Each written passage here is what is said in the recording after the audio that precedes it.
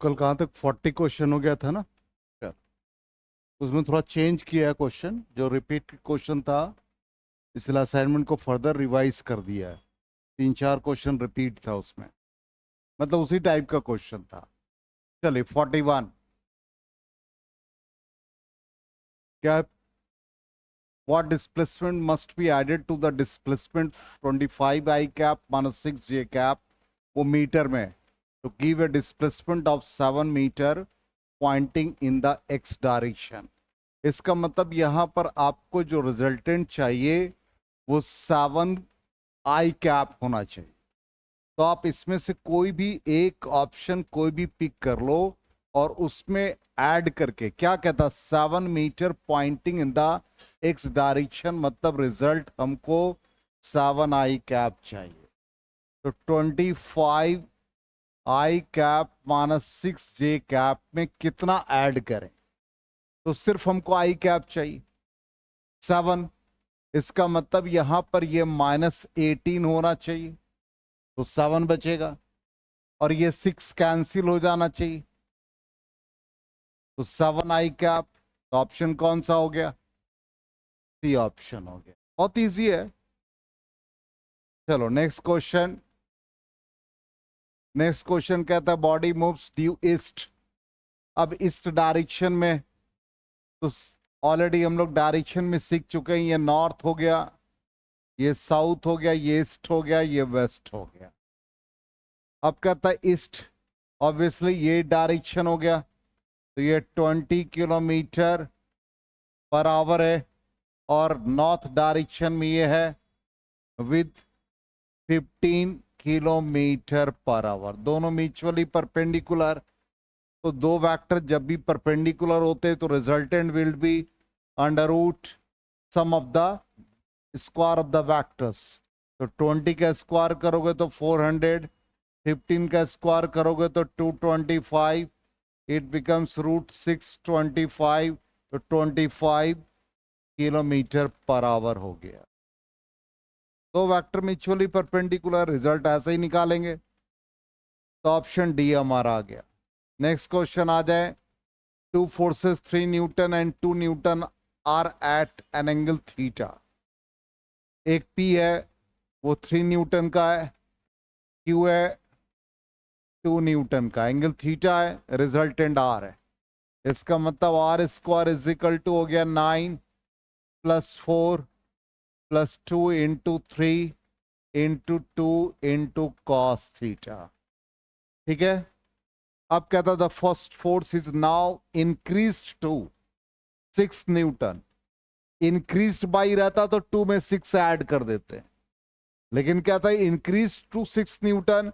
इसका मतलब नया फोर्स अब 6 न्यूटन हो गया, तो 6 का स्क्वायर हो गया 36, और ये वैसे ही रह गया 4, तो ये 2 × 6 × 2 × cos थीटा।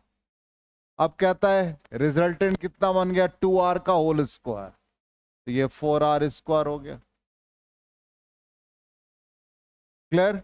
अब इसको सॉल्व करना है, तो सॉल्व करोगे तो इस क्वांटिटी को 4 से मल्टीप्लाई कर दो पहले वाले को, तो कितने आ जाएंगे, 4r स्क्वायर हो जाएगा। हमको क्या निकालना, थीटा का वैल्यू निकालना है, या दोनों को डिवाइड कर दो। डिवाइड कर दोगे तो ज्यादा इजी पड़ेगा, मल्टीप्लाई करके भी निकाल सकते हो। तो 4r square by r square, ये कितना दे देगा टोटल, बताओ जल्दी से। 40 + 24 cos थीटा। ये कितना आ गया, 13 + 12 cos थीटा होगा।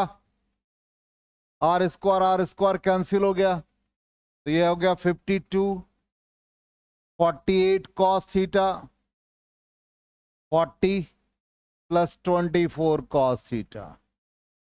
तो ये कितने आ गए भाई, देखो जल्दी से बताओ। तो इधर आ गया तो 12 हो गया, इधर चला गया तो -24 cos थीटा। तो cos थीटा क्या आ गया, -1/2। -1/2 cos का कौन सा वैल्यू, 120, तो थीटा का वैल्यू 120 डिग्री। तो डी ऑप्शन आ जाएगा। तो ऑप्शन डी नेक्स्ट क्वेश्चन 44 कहता mod of A plus B is equal to mod of A plus mod B then angle between A and B. अब ऐसा क्वेश्चन जब भी रहता तो हम लोग मॉडुलस वाले क्वेश्चन को कैसे सॉल्व करते थे? ये कंडीशन दे रखा mod of A plus mod of B, तो दोनों तरफ आप स्क्वायर कर देंगे। ये स्क्वायर करेंगे तो ये सिंपली मैग्नीट्यूड का सम है, इसलिए simple a plus b whole square के फॉर्म में इसको एक्सपैंड करेंगे और ये हमारा a square plus B square क्या दे देगा? A square plus B square plus 2ab cos theta. और ये हमने क्या कहा? A plus b whole square की तरह एक्सपैंड होगा, तो simply a square plus B square plus 2ab बना। A square cancel, b square cancel, तो ये हो गया 2ab कॉस थीटा। 2ab तो cos theta is equal to 1 0 degree, तो थीटा बिकम्स 0 डिग्री। ऑप्शन हमारा सी हो जाएगा। तो 44 का आंसर सी आ गया। चले नेक्स्ट क्वेश्चन 45। और सिंपल है, 12 न्यूटन 8 न्यूटन दो फोर्स एक्ट कर रहे हैं, resultant force on the body has maximum value, maximum होता P प्लस क्यू, तो P प्लस क्यू मतलब 12 प्लस 8 कितना आ गया? 20 न्यूटन, तो सी ऑप्शन हो जाएगा। नेक्स्ट क्वेश्चन कहता है if a vector is perpendicular to this vector the value of alpha, जब परपेंडिकुलर होता दोनों के बीच एंगल कितना? 90 डिग्री। इसका मतलब dot product of two vectors find करेंगे, मतलब ए डॉट बी 0 होना चाहिए। अब ए का वैल्यू है 2i cap plus 3j cap plus 8k cap dot 4j minus 4i plus alpha k is equal to 0। i dot i1 तो ये कितने आ गए? -6। j डॉट j1 तो ये आ गया 12। k डॉट k1 तो 8 अल्फा, क्या आ जा 2 और ये -4 है तो 8 आ गया इज इक्वल टू 0। कितना आ गया जल्दी बता दो? 8 अल्फा इज इक्वल टू -4, तो alpha is equal to -4/8, -1/2, -1/2 option कौन सा है? C option. क्लियर? तो सी ऑप्शन आ गया। नेक्स्ट क्वेश्चन 47 कहता दो वेक्टर पैरेलल हैं तो अननोन क्वांटिटी लेम्डा का वैल्यू, दो वेक्टर पैरेलल हैं, लेम्डा कैसे निकालोगे? जल्दी बताओ। बहुत इजी प्रोसेस बताया था कि जब भी a1i cap a2j cap plus a3k cap b1i cap plus b2j cap plus b3k cap are collinear, then a1 by b1 a2 by b2 is equal to a3 by b3। बिल्कुल उसी process से निकालो। क्यों आप a cross b is equal to 0 निकालोगे और फिर वहां पे लेम्डा नो निकालोगे, डिटरमिनेंट को एक्सपैंड करोगे, काफी लंबा प्रोसेस।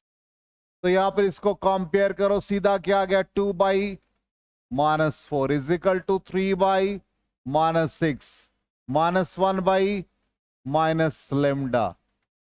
क्लियर? अब ये देखो क्या रेशियो इक्वल है कि नहीं? तो 1 by lambda is equal to, बताओ क्या हो गया? क्विक बोलो।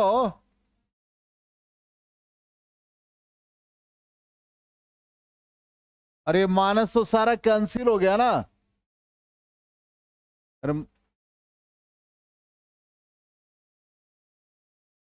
एक मिनट, इसका कोफिशिएंट 2 और इसका -4 है, तो 2 बाई, हाँ लेमडा मैग्नीट्यूड के टर्म में कोई बात नहीं, उसके घबराना नहीं है। तो क्या आ गया, -1/2 आया, तो मैग्नीट्यूड के टर्म में क्या आ गया, 2। तो 2 ऑप्शन है कि नहीं है? मैग्नीट्यूड के टर्म में है लेमडा का वैल्यू, तो बी ऑप्शन हो गया। चलो next question. A particle moves from this point to another point. Force इतना लग रहा है। If the displacement in meter, then find the amount of work. Amount of work का क्या फॉर्मूला था? Force into displacement. डिस्प्लेसमेंट यदि आपको 2 point दे रखा है तो फाइनल में से इनिशियल को सब्ट्रैक्ट कर देंगे। शॉर्टेस्ट पाथ ही डिस्प्लेसमेंट कहलाता है। तो एफ का वैल्यू कितना दे रखा है, 4i cap plus j cap plus 3k cap dot. अब R2 ये फाइनल वैल्यू है और ये इनिशियल है, दोनों में से इसको सब्ट्रैक्ट करो तो 14 - 3 कितने आ गए, 9i कैप, 13 - 2 सॉरी 11, ठीक है। अब आ जाए 13 में से 2, 11 जे कैप, 9 में से 6 चला गया, 3 के कैप। अब डॉट निकालो इसका, कितने आ गए, 44 प्लस 11 प्लस 9 कितने आ गए, 44 प्लस 20 64 जूल। ऑप्शन है कहीं, कहीं मिस्टेक है क्या, चेक करो। एक मिनट रुको ना, 14 में से 3 गया 11, 13 में से 2 गया 9, माइनस माइनस प्लस हो जाना चाहिए, तो कितने आ गए 15। यहां मिस्टेक था, तो ये कितने आ गए 45, ये ना 45। तो ये टोटल ऐड करके कितना आ रहा है, जल्दी बताओ।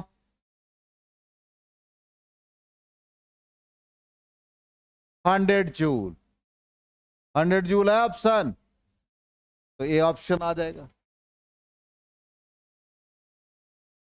तो ऑप्शन ए आ गया।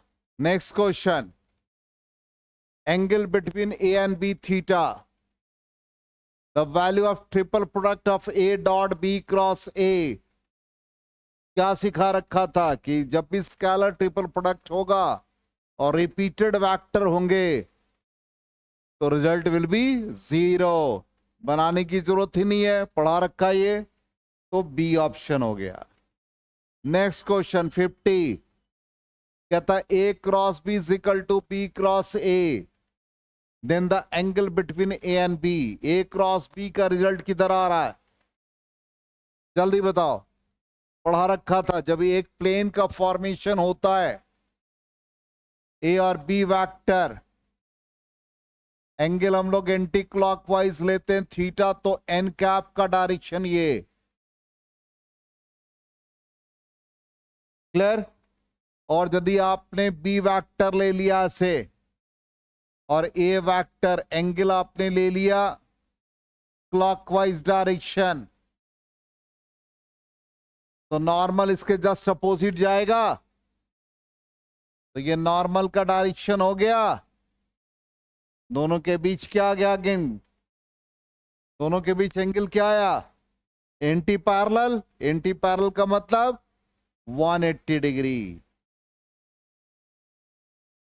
इसलिए क्या हो गया पाई 180। कौन सा ऑप्शन, सी ऑप्शन।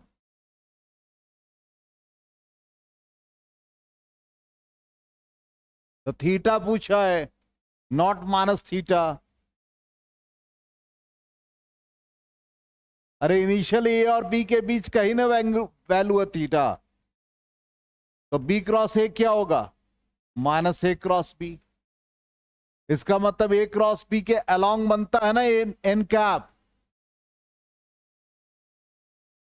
तो बी क्रॉस ए यदि एंगल माइनस थीटा लोगे तो क्या बनेगा? अरे बी क्रॉस ए क्या बनेगा? Minus A cross B. तो एन कैप का डायरेक्शन किधर चला गया? तो दोनों के बीच कितना हो गया एंगल? थीटा। अब वो कितना वैल्यू दिया? क्या? तो ए और बी क्या है? दो गिवन वेक्टर है, और वो एन कैप रिजल्ट क्या होता है? ए क्रॉस बी का रिजल्ट होता है। तो ए क्रॉस बी का मतलब ए और बी के बीच का एंगल, और उसी पर एन कैप का डायरेक्शन है, तो वही एंगल निकालना है हमको। तो वैल्यू कितना आ गया? पाई। तो ऑप्शन क्या हो गया? सी। चलो नेक्स्ट क्वेश्चन, बहुत सिंपल है। ए क्रॉस बी का वैल्यू निकालो जल्दी से, क्विक। देखो कितना आता है ए क्रॉस बी डिटरमिनेंट मेथड से।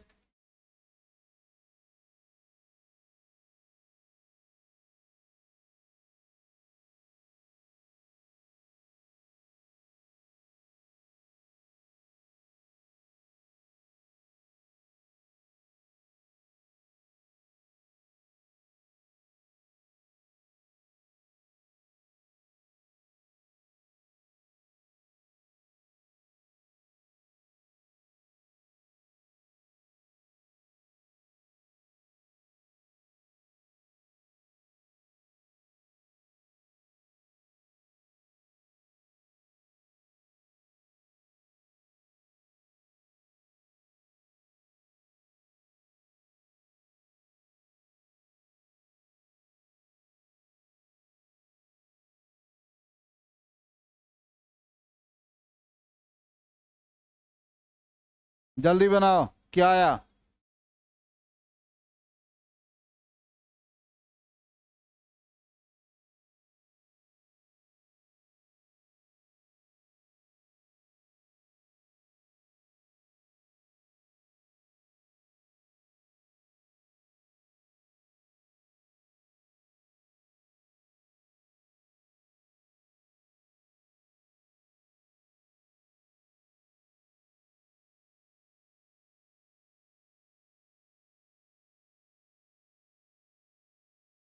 आ गया आंसर?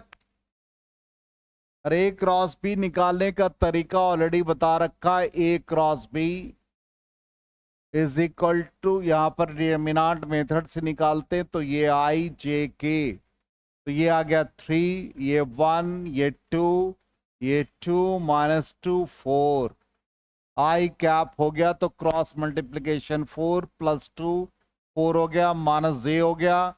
तो अब ये वाले पार्ट को छोड़ दें तो 12 माइनस 4 प्लस के कैप लेंगे तो माइनस 6 माइनस 2 हो गया। अब ये आ गया 8 आई कैप, और ये माइनस 8 जे, और ये माइनस 8 के कैप।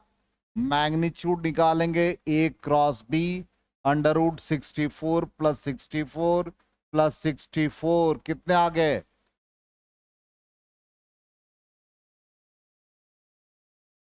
8 root 3, confirm. तो यहां पर ये आ गया बी ऑप्शन। चलो next question, the torque of the force F vector दे रखा 2 i cap minus 3 j cap plus 4 k cap acting at the point. Torque निकालने का क्या मेथड सिखाया था? देखो फॉर्मूला में torque is equal to r cross F.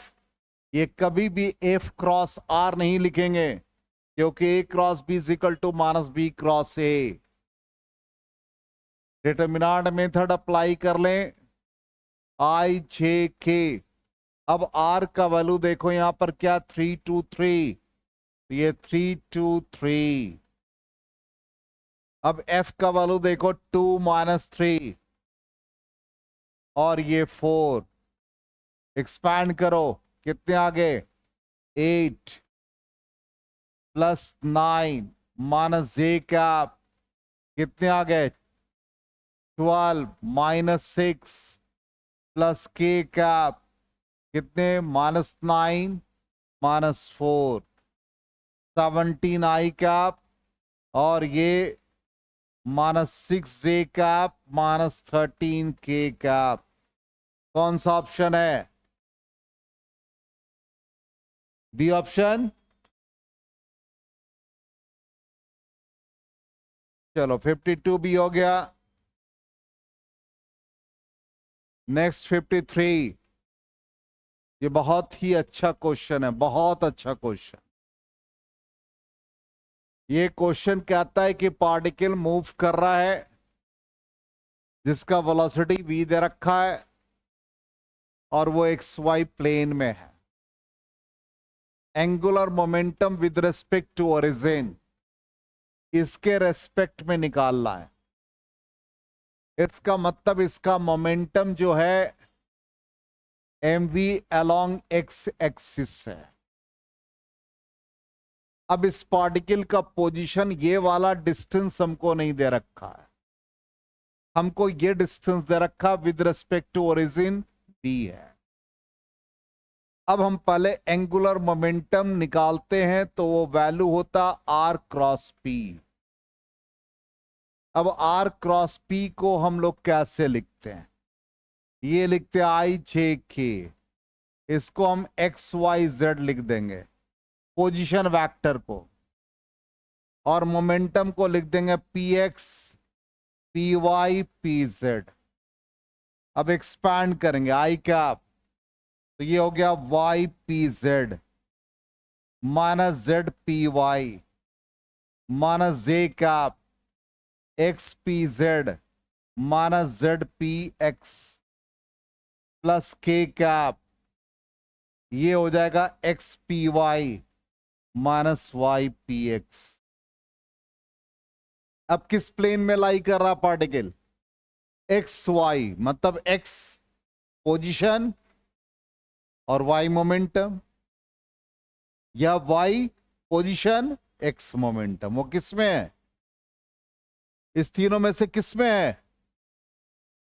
x position y momentum, y position x momentum, last वाला। इसलिए अब एंगुलर मोमेंटम हमारा इसी फॉर्म में होगा।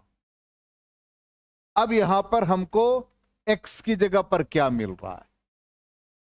x डायरेक्शन में पार्टिकल का मोशन है मान लो, तो मोमेंटम y, लेकिन मोमेंटम कहां है? x के अलोंग, y के अलोंग मोमेंटम नहीं है, तो पहला टर्म भी इसका खत्म। क्या बच गया अब? सिर्फ और सिर्फ minus Y P X. Y direction में क्या है पोजीशन? p। मोमेंटम किस डायरेक्शन में? x डायरेक्शन में। मोमेंटम का वैल्यू कितना? mv। कोफिशिएंट कौन सा है ये? k का। डाल दो, क्या आ गया ऑप्शन? B option. समझ में आ गया? इसको नोट कर लो, ये बहुत इंपॉर्टेंट पार्ट है।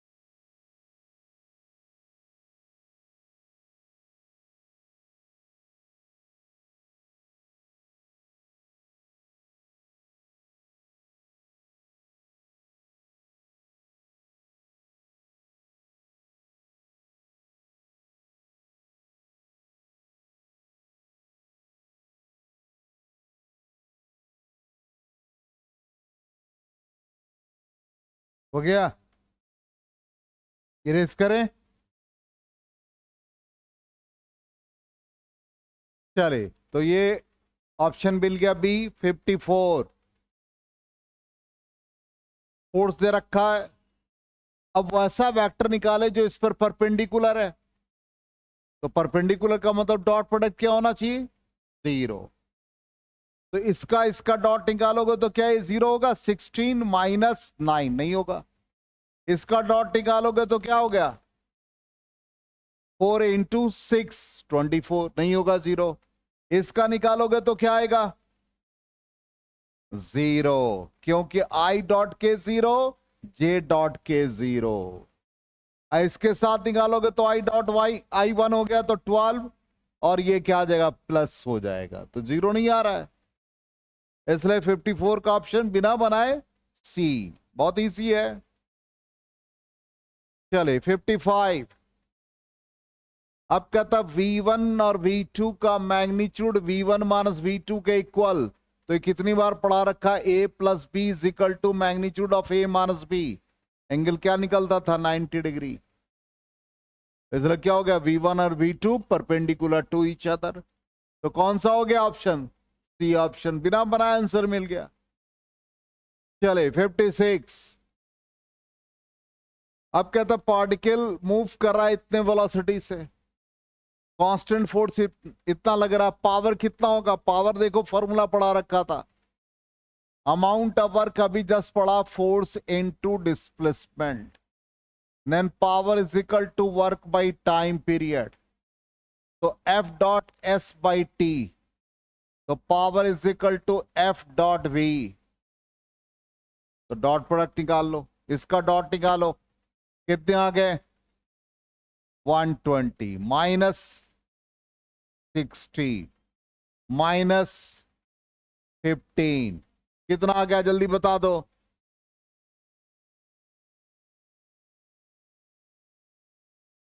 45, बी ऑप्शन। चले, तो 55 बी ऑप्शन आ गया, 45 सॉरी।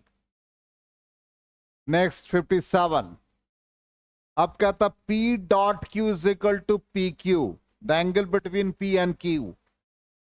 कॉस थीटा होता है angle between two vectors, P dot Q क्या होता, magnitude of P, magnitude of Q। P dot Q किसके बराबर, पी क्यू के बराबर, और नीचे भी पी क्यू, क्या आ गया, 1 कॉस का कौन सा वैल्यू, 0 डिग्री। तो थीटा बिकम 0 डिग्री, तो ऑप्शन ए आ गया। चलो 58। कहता पार्टिकल मूव कर रहा है, यह भी बहुत अच्छा सवाल है। फोर्स एफ एक्ट कर रहा है, लीनियर मोमेंटम दे रखा है एक्स डायरेक्शन में, वाई डायरेक्शन में। हमको एंगल निकालना है फोर्स और मोमेंटम के बीच। तो सबसे पहले हम लोग मोमेंटम को लिख दे वेक्टर फॉर्म में, 2 cos t i cap plus 2 sin t j cap होगा, px i cap plus py j cap. Force क्या होता है, rate of change of momentum. Differentiate कर दो, कॉस का माइनस साइन, साइन का कॉस, कॉस टी, डिफरेंशिएट कर दिया। अब देखने से लग रहा है साइन कॉस है, तो हम एक बार हीट एंड ट्रायल मेथड दोनों का डॉट प्रोडक्ट निकाल के देखते हैं भाई। ये क्या दे देगा, -4 साइन टी कॉस टी। ये क्या दे देगा, 4 कॉस टी साइन टी। क्या आ गया भाई, 0, इसलिए दोनों के बीच एंगल 90 डिग्री। तो सी ऑप्शन हो गया। चले 59। The area of parallelogram represented by the vector. Simple क्या था एरिया पैरेललोग्राम, क्या बताया था तरीका, बोलो, area of parallelogram magnitude of A cross B, तो पहले ए क्रॉस बी निकाल लेंगे, आई जे के, तो ये हो गया 2 3 0, ठीक है। दूसरा क्या है 1 4 0, जल्दी बता दो, आई 0 माइनस जे, 0 आ गया, के यही ना आएगा, चेक कर लो, 8 माइनस 3 क्या आ गया फाइनली 5 के कैप, मैग्नीट्यूड कितना 5, ऑप्शन डी।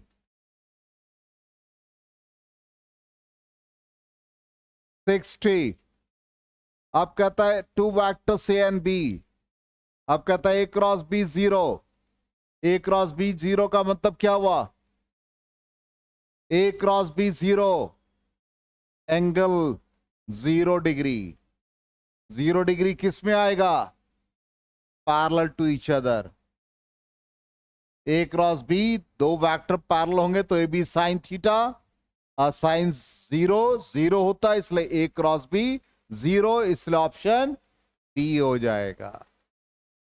चलिए क्वेश्चन नंबर 61, लीनियर वेलोसिटी का फॉर्मूला दे रखा है omega cross R, omega angular velocity, R radius vector, angular velocity का वैल्यू दे रखा है, linear velocity R position vector given है, तो क्या बताया था फॉर्मूला बन गया लीनियर वेलोसिटी का ओमेगा क्रॉस आर, तो ओमेगा का वैल्यू डाल देंगे आई जे के, ओमेगा का वैल्यू 1 माइनस 2 2, अब आर का वैल्यू है 0 4 माइनस 3 आई, तो ये आ गया 6 माइनस 8 माइनस जे माइनस 3 और ये 0 प्लस के कैप, तो ये आ गया 4 और ये 0, कितने आ गए minus 2 i cap plus 3 J plus 4 के, मैग्नीट्यूड जल्दी से बता दो, अंडर रूट ये हो गया 4, ये 9 प्लस 16, ये आ गया कितना 29 unit, option A.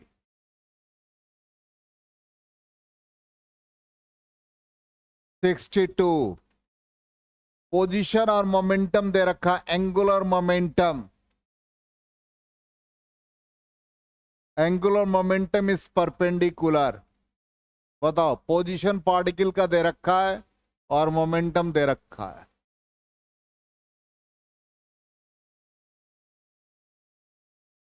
Angular momentum का वैल्यू क्या होता आर क्रॉस पी, जल्दी से बताओ कितना आ गया,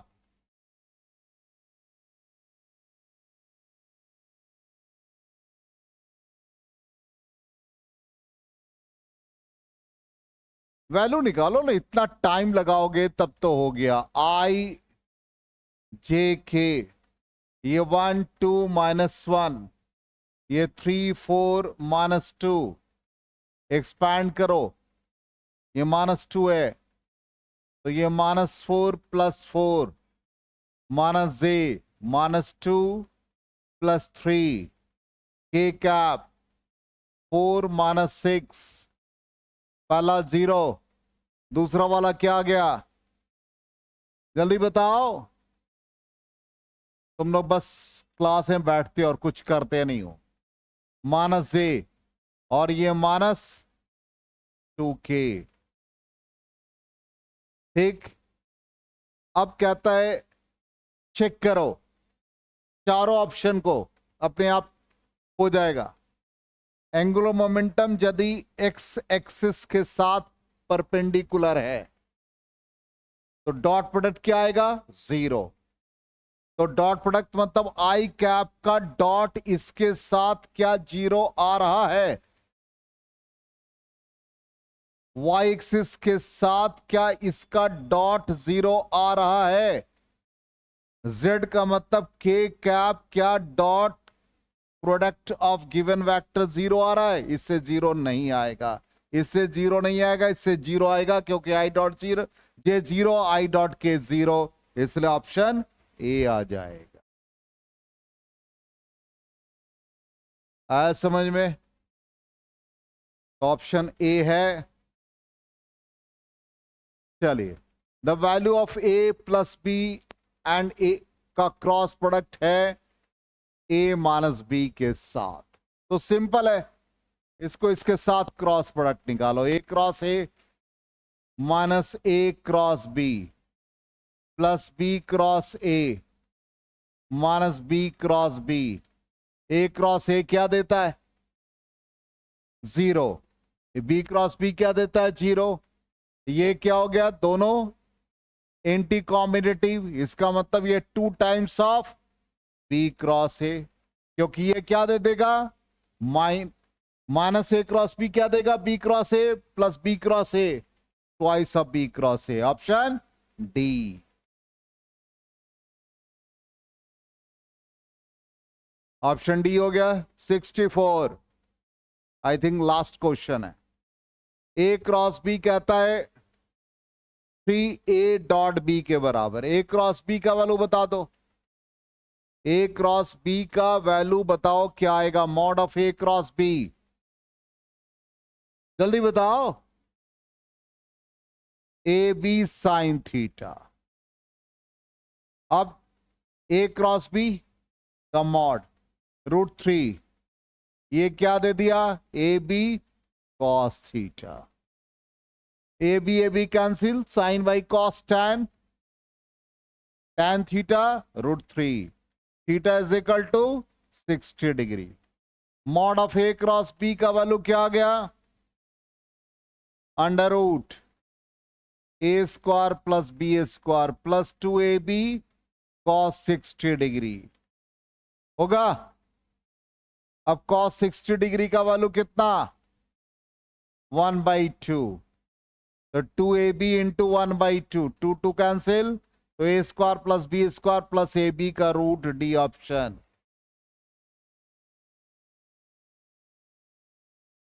हो गया।